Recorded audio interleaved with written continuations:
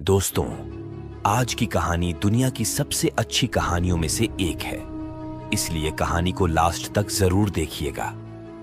एक महात्मा थे, वह बहुत धर्मात्मा और न्याय करने वाला थे और वह भगवान के भी बहुत बड़े भक्त थे।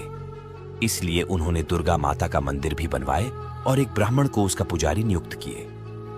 वह ब्राह्मण बहुत ही अच्छा और धर्मात्मा था। वह महात्मा से कभी भी कुछ नहीं मांगता था। उसके स्वभाव पर महात्मा भी बहुत प्रसन्न थे और उसे मंदिर में पूजा करते हुए 20 वर्ष हो गए थे। उसने कभी महात्मा से किसी प्रकार का कोई प्रश्न नहीं किया। फिर एक बार महात्मा को एक पुत्र पैदा हुआ। उसने उसे पढ़ा लिखाकर बहुत विद्वान बनाया और उसकी शादी एक सुंदर राजकन्या से करा दी। शादी की रात को राजकन्या को नींद नहीं आई और वह इधर उधर घूमने लगी। जब वह अपने पति के पलंग के पास आई तो उसने देखा कि वहां एक तलवार रखा है। उसने उस तलवार को म्यान से बाहर निकाला तो वह तलवार बिजली के समान चमकने लगी। यह देखकर वह डर गई और डर के मारे वह तलवार उसकी हाथ से छूटकर राजकुमार की गर्दन पर जा गिरी और राजकुमार का सर कट गया और वह मर गया। वह राजकन्या अपने पति के मरने से बहुत दुखी हुई और वह यह सोचकर बहुत डर गई थी कि अगर मैं सबको सच बताऊंगा तो कोई भी मेरी बात पर विश्वास नहीं करेगा।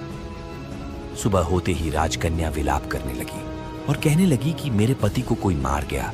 लोग इकट्ठा हो गए और महात्मा भी आ गए। महात्मा ने आकर पूछा, किसने मारा है? वह कहने लगी, मैं नहीं जानती वह कौन था, परंतु उसे मैंने दुर्गा जी के मंदिर में जाते हुए देखा है। महात्मा जी समेत सभी लोग दुर्गा जी के मंदिर में गए तो उन्होंने ब्राह्मण को वहां पूजा करते हुए देखा। सभी ने उसे पकड़ लिया। ब्राह्मण ने बहुत कहा कि मैंने राजकुमार को नहीं मारा, पर किसी ने उसकी बात नहीं मानी। महात्मा जी ने भी बार बार सोचा कि ब्राह्मण निर्दोष हो सकता है, लेकिन सभी के कहने पर महात्मा जी ने ब्राह्मण से कहा, मैं तुम्हें प्राण दंड तो नहीं देता, लेकिन जिस हाथ से तुमने मेरे पुत्र को तलवार से मारा है उस हाथ को काटने का आदेश देता हूं। ऐसा कहकर महात्मा जी ने उसका हाथ कटवा दिया और इस पर ब्राह्मण बहुत दुखी हुआ और महात्मा जी को अधर्मी मानकर उसका राज्य छोड़कर चला गया। फिर ब्राह्मण बहुत खोज किए कि कोई विद्वान ज्योतिषी मिले तो अपने बिना किसी अपराध हाथ काटने का कारण उनसे पूछूं।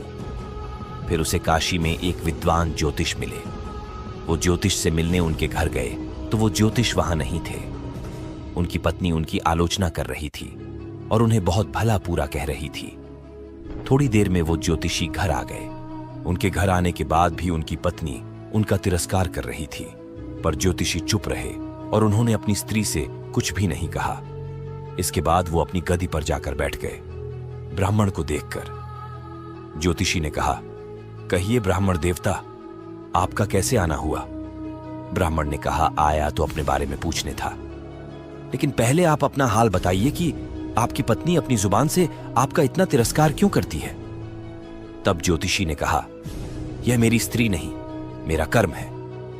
दुनिया में हम जिसे भी देखते हैं, भाई हो, पुत्र, शिष्य, पिता या कोई भी संबंधी, वो सब हमारा अपना ही कर्म है। अपना किया हुआ कोई भी काम शुभ हो या अशोक हमें भोगना ही पड़ता है। इसलिए मैं अपने कर्मों को खुशी से भोग रहा हूं। ब्राह्मण ने पूछा, आपने ऐसा क्या कर्म किया था? तो ज्योतिषी ने कहा, पूर्व जन्म में मैं एक कौआ था और आज जो मेरी स्त्री है वो एक गद्दी थी जिसकी पीठ पर एक फोड़ा हो गया था और फोड़े की पीड़ा से वह बहुत दुखी थी। उस फोड़े में कीड़े पड़ गए थे जिन्हें खाने के लिए मैं इसके फोड़े पर छूछ मारता था, जिसके कारण इसे असहाय दर्द होता था। एक बार इसकी पीठ पर चोट मारते हुए मेरी चोंच इसकी हड्डी में घुस गई और यह दर्द से तड़प उठी। मैंने भी चोंच निकालने की बहुत कोशिश की, परंतु वह अटक गई और नहीं निकल सकी। इसने सोचा कि पानी में मैं अपनी चोंच निकाल लूंगा और ऐसा सोचकर इसने गंगा नदी में प्रवेश कर दिया। गंगा का प्रवाह तेज होने के कारण हम दोनों बह गए और बीच में ही मर गए। तब गंगा जी के प्रभाव से यह तो ब्राह्मणी बनी और मैं बहुत बड़ा ज्योतिष बना और आज ये मेरी पत्नी बनी है जो कुछ दिनों के लिए मुझे अपने मुंह से गाली निकालकर मुझे दुख देगी।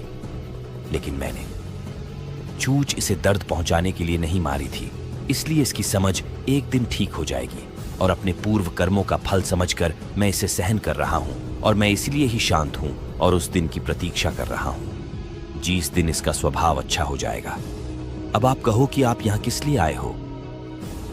ब्राह्मण ने अपना सारा समाचार सुनाया और पूछा, अधर्मी पापी महात्मा ने मुझ निरपराध का हाथ क्यों कटवाया? ज्योतिषी ने कहा, महात्मा ने आपका हाथ नहीं कटवाया, आपके कर्म ने ही आपका हाथ कटवाया है। इस पर ब्राह्मण ने पूछा, ऐसा किस प्रकार हुआ? तो ज्योतिषी ने कहा, पूर्व जन्म में आप एक तपस्वी थे और राजकन्या गाय थी तथा राजकुमार एक कसाई था। जब कसाई गाय को मारने लगा तब गाय अपनी जान बचाकर आपके सामने से जंगल में भाग गई। पीछे से कसाई आया और आपसे पूछा कि गाय इधर तो नहीं आई?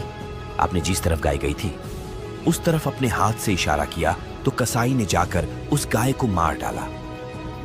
इतने में जंगल से एक शेर आया और गाय और कसाई दोनों को खा गया। कसाई को राजकुमार और गाय को राजकन्या का जन्म मिला एवं पूर्व जन्म में किए हुए कर्म ने एक रात्रि के लिए उन दोनों को इकट्ठा किया, क्योंकि कसाई ने गाय को हंसिए से मारा था। इसी कारण राजकन्या के हाथों गलती से ही तलवार गिरने के कारण राजकुमार का सर कट गया और वह मर गया। इस तरह अपना फल देकर कर्म निवृत्त हो गया और तुमने हाथ का जो इशारा किया था उस पाप कर्म ने ही तुम्हारा हाथ कटवा। दोस्तों, आज की कहानी दुनिया की सबसे अच्छी कहानियों में से एक है, इसलिए कहानी को लास्ट तक जरूर देखिएगा। एक महात्मा थे, वह बहुत धर्मात्मा और न्याय करने वाला थे और वह भगवान के भी बहुत बड़े भक्त थे। इसलिए उन्होंने दुर्गा माता का मंदिर भी बनवाए और एक ब्राह्मण को उसका पुजारी नियुक्त किया।